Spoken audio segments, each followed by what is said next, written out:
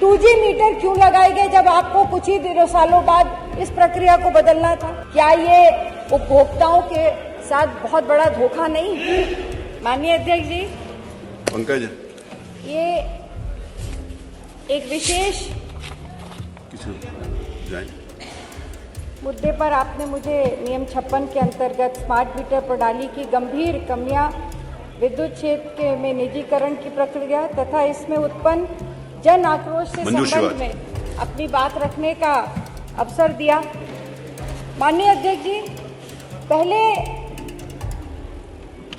सदन में जो आम आदमी आज ये पूछ रहा है कि हमें सैलरी महीने के आखिरी में मिलती है तो बिजली का बिल पहले क्यों आ जाता है?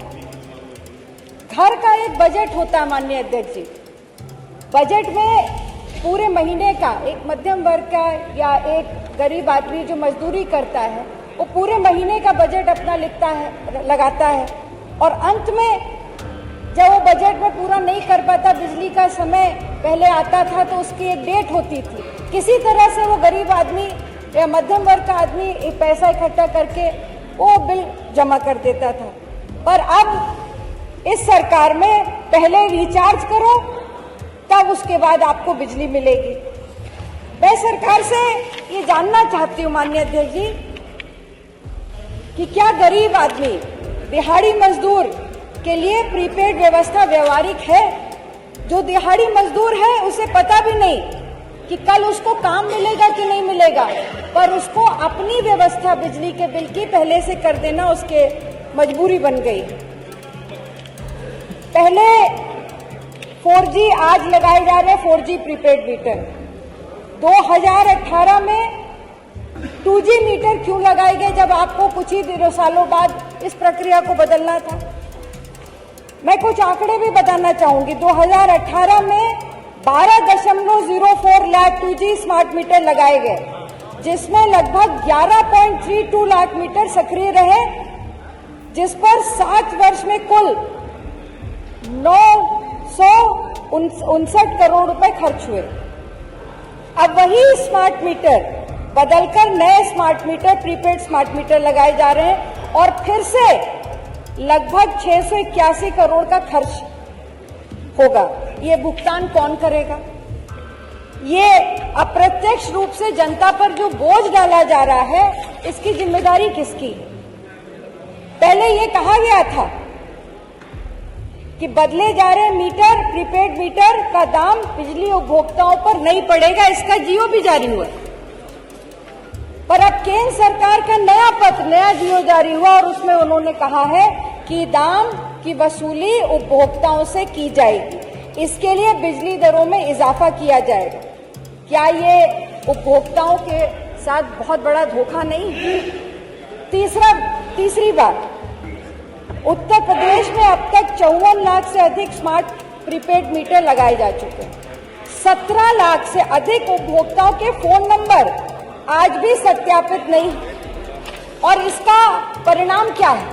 इसका परिणाम ये है कि ना उनके, जब सत्यापित नंबर नहीं है तो उनके फोन पर ना मैसेज जाता है, ना बिल का बैलेंस जाता है, और बिना जानकारी, क्योंकि ये मीटर जो है वो पहले से निर्धारित है, उतने पर वो बिजली कट जाती है और उपभोक्ता चारों तरफ घूम रहा है, उसके सुनने वाला कोई नहीं, कोई सूचना नहीं मिलती उसको।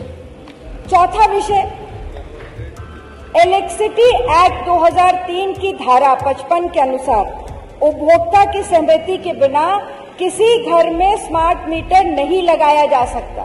ये एक्ट है। इसके साथ ही मैं सदन का ध्यान दूसरे अधिनियम की तरफ भी ले जाना चाहूंगी। विद्युत अधिनियम 2003 की धारा 47(5) की ओर भी आकृष्ट करना चाहती हूँ। इस धारा के अनुसार उपभोक्ता का ये अधिकार है कि वो प्रीपेड मीटर लगाए या पोस्टपेड मीटर लगाए। ये विकल्प उपभोक्ता स्वयं चुनेगा, पर ऐसा नहीं हो रहा है। और ये मैं नहीं कह रही हूं, लोकसभा में एक सवाल के जवाब में केंद्रीय ऊर्जा मंत्री मनोहर लाल खट्टर जी ने इस बात को स्वीकारा था, और उन्होंने एक बात और कही थी कि पहले सरकारी भवनों में और बड़े उपभोक्ताओं के यहाँ प्रीपेड मीटर लगाए जाएं। दोनों बातों के ऊपर सरकार ने कोई ध्यान नहीं दिया। आज जबरन पहले हमारे जो सामान्य उपभोक्ता हैं उनके घरों में मीटर लगाए जा रहे हैं और मीटर लगाने के साथ साथ प्रीपेड मीटर लगाने की जबरदस्ती और वसूली की जा रही है। मैं पूछना चाहती हूं कि कितने घरों में से लिखित सहमति सरकार ने प्राप्त की प्रीपेड मीटर लगाने की, कितने लोगों को विकल्प किया? सरकार के पास उसका कोई जवाब नहीं है। पांचवा जो विषय है, पावर कॉर्पोरेशन ने नियामक आयोग को पत्र लिख करके ये स्वीकार किया कि आरडीएसएस जो स्कीम है, रिवैम्प डिस्ट्रीब्यूशन सेक्टर स्कीम के तहत आए मीटर पुराने को बदलने के लिए है। ये उन्होंने स्वीकारा कि इसको बदलने के लिए है, इन्हें नए कनेक्शन के लिए इस्तेमाल नहीं किया जाएगा। ये पत्र लिख करके उन्होंने सूचित किया। बावजूद इसके नए कनेक्शन के स्मार्ट मीटर के साथ ही दिए जा रहे हैं। ये जबरदस्ती की जा रही है उपभोक्ताओं के साथ। एक आंकड़ा मैं और रखना चाहती हूँ, 1,81,782 नए उपभोक्ताओं को स्मार्ट प्रीपेड मीटर वाले कनेक्शन दिए गए। और उससे गंभीर बात यह है कि लगभग 100 करोड़ रुपए पर मीटर जो दाम के रूप में जो पर मीटर का दाम आया है उससे उपभोक्ता से वसूल लिया गया। और इसके साथ साथ जो सबसे गंभीर बात है कि इन दरों को अभी तक आयोग ने स्वीकृति नहीं प्रदान की। बिना स्वीकृति प्रदानी किस आधार पर सरकार, किस आधार पर पावर कॉर्पोरेशन या सरकार उनसे ये उपभोक्ताओं से वसूली कर रही है? मैं एक चीज कहना चाहती हूँ, मेरे तो समझ में ये नहीं आ रहा कि जिस तरह से स्मार्ट प्रीपेड मीटर को सरकार उपभोक्ताओं पर लाद रही है, उनसे वसूली कर रही है, मजबूर कर रही है कि नए कनेक्शन प्रीपेड मीटर के साथ लिए गए, जबकि उन्होंने कोई तैयारी नहीं करी, कनेक्शंस को फोन नंबर वेरीफाई नहीं हुए। तो क्या ये निजीकरण की जमीन तो सरकार नहीं तैयार कर रही? सरकार की मंशा तो पहले ही स्पष्ट हो चुकी है कि वो निजीकरण कराना चाहती है। पर माननीय अधिष्ठाता महोदय, स्मार्ट मीटर के नाम पर उपभोक्ता पहले से परेशान है, उसी समय सरकार का निजीकरण की तैयारी करना ये बहुत बड़ा धोखा है उत्तर प्रदेश की जनता के साथ। निजीकरण का सीधा असर किसानों पर पड़ेगा, गरीब मध्यम वर्ग पे पड़ेगा और छोटे दुकानदार और व्यवसायी पे पड़ेगा। निजी कंपनियों का जनता जब निजीकरण होगा तो जनता का कोई नियंत्रण नहीं रहेगा, जवाबदेही कमजोर हो जाती है, पारदर्शिता भारी कमी आती है और मुनाफा प्राथमिकता होती है निजी कंपनियों की। माननीय अधिष्ठाता महोदय, ये पूरा मॉडल आम आदमी और गरीब जनता को शिकार बनाने का, निजी कंपनियों को फायदा पहुंचाने का सीधा सारा प्रस्ताव है।